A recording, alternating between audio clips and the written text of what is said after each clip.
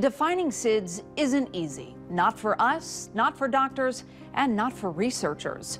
But in the simplest of terms, SIDS is the moment when a baby dies silently, suddenly, and without explanation. A baby is most at risk for SIDS in the first 6 months of life. And this is interesting. Look at how the triple risk model works. It hypothesizes that 3 things have to happen at the very same time for SIDS to occur. First, a baby is in that critical development period, under 1 year old. Second, a baby is exposed to outside stressors like secondhand smoke, unsafe sleep positions, overheating. And third, a baby is vulnerable in some way. It's already sick, it was premature, or its serotonin levels are off. Dr. Rick Goldstein is a leading SIDS researcher at Boston Children's Hospital and Harvard University. He says although a child who dies from SIDS acts healthy, they are far from it. There's likely something happening in the brain or on a genetic level that makes a SIDS baby vulnerable to situations other babies would be able to survive. If a child suffocates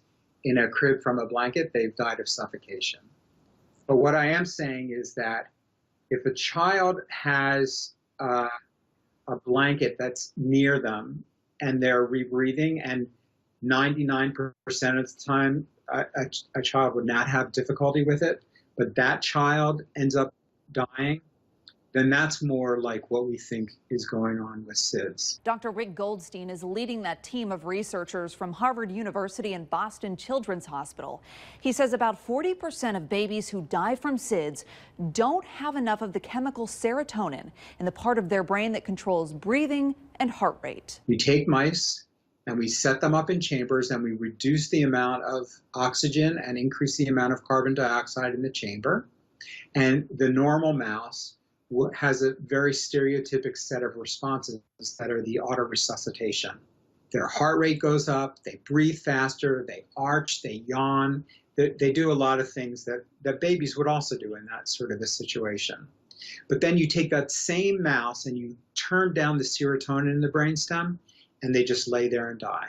That's the difference in an otherwise survivable situation between the child who does die, we think, and the child who survives from those threats. So something about the serotonin is enabling the healthy baby to react appropriately and recover. Correct. Absolutely. That's research that Dr. Goldstein and his team are building on. In fact, in the last 5 years, they've made a startling discovery. Some of the babies who die of SIDS, their brains look alarmingly similar to the brains of people with epilepsy. 40% of infants who die from SIDS, that in that region of the brain, they have changes in their cell architecture that's only been described in epilepsy. It raises questions about whether this is a first-time seizure that's not survivable, that somehow is related to it. We know that when parts of the brain are having a lot of seizures, that there's a local effect on serotonin, and the serotonin levels go down. Researchers are still looking for all the answers, but the unknown is unsettling. Many parents are now buying products that promise to rouse a baby or sound the alarm when vital signs seem concerning. There are several wearable monitors on the market now. We've heard a little bit about the Owlet. It's a smart sock that tracks heart rate and oxygen levels. When something seems wrong, it sends an alert to your phone. The Snooze a Hero clips onto the diaper and promises to rouse a baby if no abdominal movement is detected for 15 seconds. After 5 more seconds without motion, a loud alarm will sound. Nebo is another option. It looks like a watch for a baby and connects to your phone. It's advertised to track heart rate and oxygen levels and notify parents if a baby is in distress or experiencing breathing problems. Doctors at the University of Tennessee are working with the bioengineering department on a device they say detects problems much faster than these other products. Dr. Mark Gaylord says that a small monitor fits into the nose and picks up changes in breathing, which he says come much earlier than other signs of trouble like changes in heart rate or oxygen levels. His device is wireless and would do 2 things at once: vibrate to rouse the baby and alert mom and dad. It could, one, stimulate that baby long before a parent could respond. If you could have this wireless that it stimulates the baby at the same time sending an alarm to the parent's cell phone, then it might cause a big change. Dr. Gaylord says the device could help babies in the NICU and at home, and adult apnea patients at home too.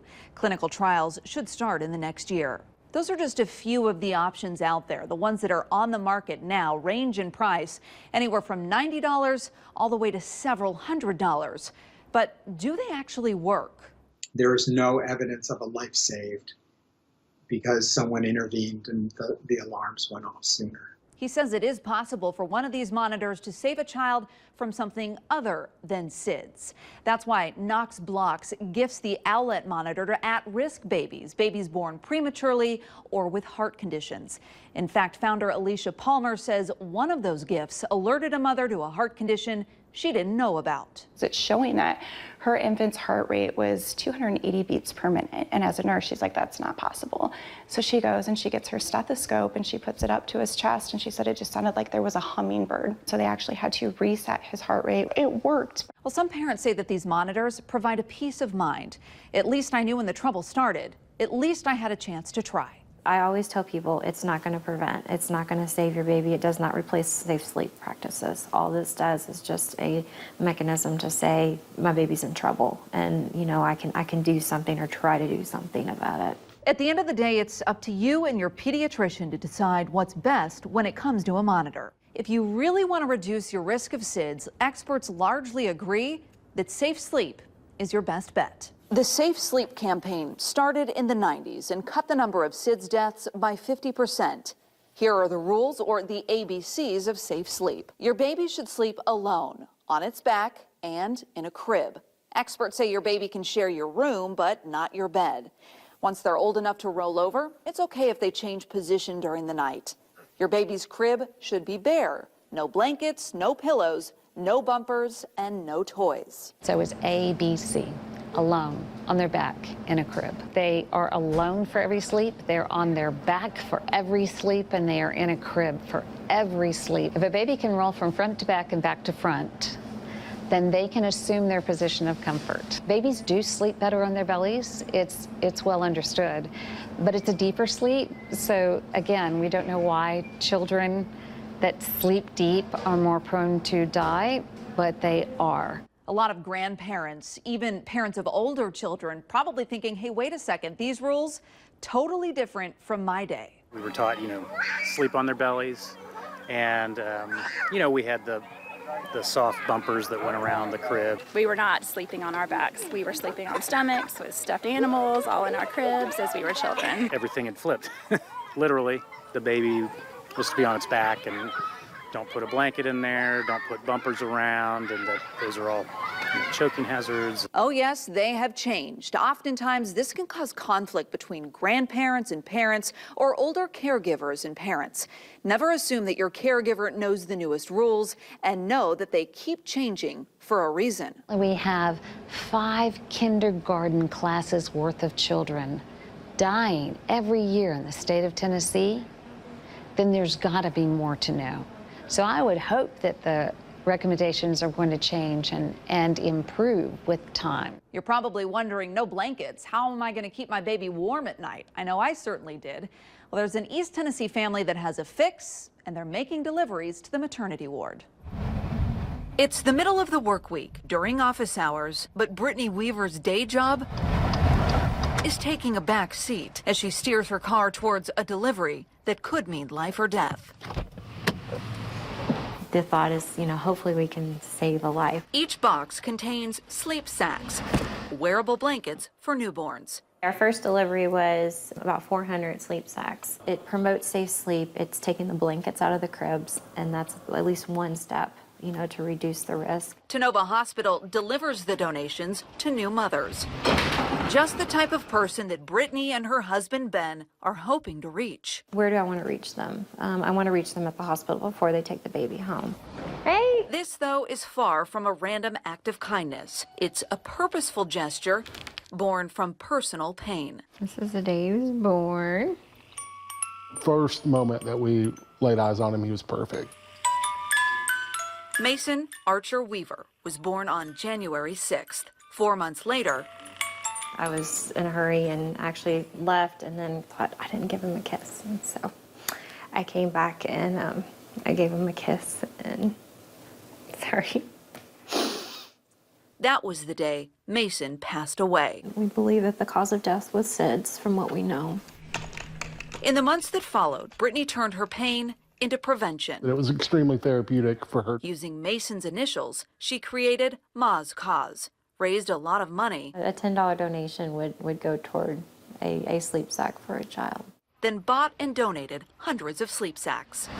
For me, the foundation was a lot about extending his legacy. You know, you think as a father, you have a son, your legacy is going to live on through him. Well, now the roles got switched, and it was my job to make sure that the legacy of my son lived on. And so this foundation does exactly that. Mason has helped hundreds of East Tennessee families and thousands of others who've heard his story. And that's what's driving Ben and Brittany Weaver. He was here and he mattered, and this foundation really brings that to life. Just because you know the rules on safe sleep doesn't mean that your caregiver does. These papers are actually the violation history for every licensed daycare in Knox County. And if you read through these papers, you'll find alarming details of babies being put at risk. Experts say it is so important to do your research before choosing a daycare provider. You can actually get all this information online. We have a link on our website, WVLT.tv. We have an opportunity today to save the babies of tomorrow. And it's as easy as your daily workout or regular family night out. We're showing you all the ways East Tennesseans are fighting back.